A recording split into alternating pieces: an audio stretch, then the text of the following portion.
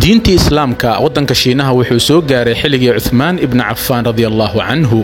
wafdiga ugu horeeyay ee muslimiinta ka socdana wuxuu soo gaaray sanadka markuu ahaa 21 hijriyada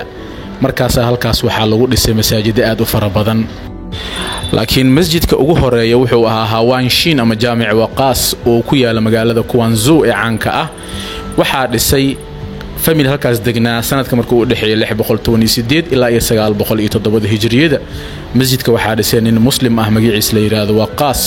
taasina waxay cadeynaysaa darbiyada kitaabada af Carabi ee ku qoran ee masjidka dhexdiisa waa masjidkii ugu horeeyay ee laga dhisay dalka Shiinaha ee uu dhisay Waqas ninka la yiraahdo sidoo kale qabrigiisa ayaa isla magaaladan ku dhaxyaal ninka la yiraahdo Waqas ee dhisay masjidka wuxuu leeyahay manaarad oo 36 mitir dhererkeeda ah markeedii horena manaaradan waxa loo isticmaali jiray taalo oo lagu ilaaliyo doomaha oo soo galaya magaalada waardiye ahaan ayaa loogu isticmaali jiray magaaladan waxaan ku yaalo masjidkan ee aadka u weyn ee caanka ah ee ah masjidkii ugu horeeyay ee laga dhiso dalka Shiinaha tani waxay cadeen u tahay in masjidkani oo halkan ku yaal dalka Shiinaha inay diinta islaamka meel kasta ay gaarayso awoodda diinta islaamkana meel walba iyo xilli walba ay jiri karto maxaa yeelay masjidkani waxa loo dhisay masjid in ilaahay lagu caabudo masjidkan magaciisa Hawanshin loo yaqaana carabtana waxay u yaqaanaan Jaamic Waqas maxaa yeelay taariikhda ayaa in badan lagu xusay waa masjid taariikh leh taariikhdaasna waxay u laabanaysaa nin carbeed ee halkan ku dhintay isla magaaladan ku aasan laakiin masjid taariikhi ah masjid weyn ka dhisay halkani oo Ilaahay subhanahu wa ta'ala lagu caabudayo dalka Shiinaha anaga saan u naqaano waxaan isleenahay waa wadan oo iska caadi ah laakiin aadaanka ayaa laga maqlayaa halkana u jeedaan manaaradaas oo 36 mitir ah magaca Allah subhanahu wa ta'ala ayaa kor loo qaadaa qurun fara badan ayuu dhisan yahay taariikh fara badan ayuu leeyahay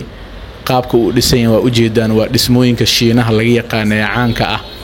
ceelkan sidoo kale waa ceelkii lagu talagalay weesada waxa diyaariyay ninka la yiraahdo Waqas waxaan oo dhan u jeedaan waa sadaqa jaariya ah qofka dhisay ayay waxay u galaysaa miisaankiisa hadduu geeriyooday xitaa way u soconayaan ajarkiis meeshan dad fara badan oo muslimiin ah awalkii hore ma aysan joogi jirin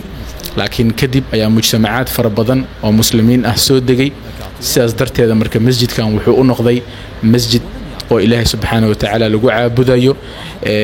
maxaa yeelay hadii xilligii Uthman ibn Affan uu soo gaaray diinta islaamka halkani waa dareemi kartaa waa xilli dheer waa manaarada masjidka oo ah masjidka la yiraahdo Hawanshin magaalada dhexdeeda buu ku yaalaa muslimiinta hadda aad iyo aad bay ugu soo bateen halkan maxaa yeelay goobo ganacsi ayaa laga aasaasay masjidka agagaaraheeda mar hadii goobo ganacsi laga aasaasay dad muslimiin halkaas ay ku nool yihiin waxa khasab ah in masjidkii ay ku soo tukadaan xitaa waxa laga diyaariyay goobo oo xoolo sharci ah lagu gowracayo xoolo bismillaahir rahmaanir rahiim loo qabanayo dad muslimiin ah gowracayaan ayaa masjidka agagaaraheeda ganacsiyo noocaas baa lagu bilaabay masjidkani manaaradiisa aad iyo aad ay qadiim u tahay saan hore u soo sheegnana waxa lagu waardiyeen jiray badda doomaha soo galayo iyo dekada ayaa lagu waardiyeen jiray waagii hore intaan lagu baraarugsaneen diinta islaamkana maanta alxamdulillah meel fara badan ayay gashay masjidkana wuxuu ka mid yahay taariikhda diinta islaamka ee ku reebtay wadanka Shiinaha ay ku reebtay masjidka Hawanshin ay u yaqaanaan ayagu laakiin ninka dhisay magaciisa waxa la yiraahdaa Waqas dad fara badan ayaa halkan waxay u yimaadaan inay taariikhda ee dubtaan tawaa masjid taariikhi leh oo ku yaala dalka Shiinaha waxa laga yaabaa weligaaga inaadan ku fikirin in dalka Shiinaha uu ku yaala masjid noocan oo kala ah balse waa taariikh cajiib ah oo islaamka u soo hooyday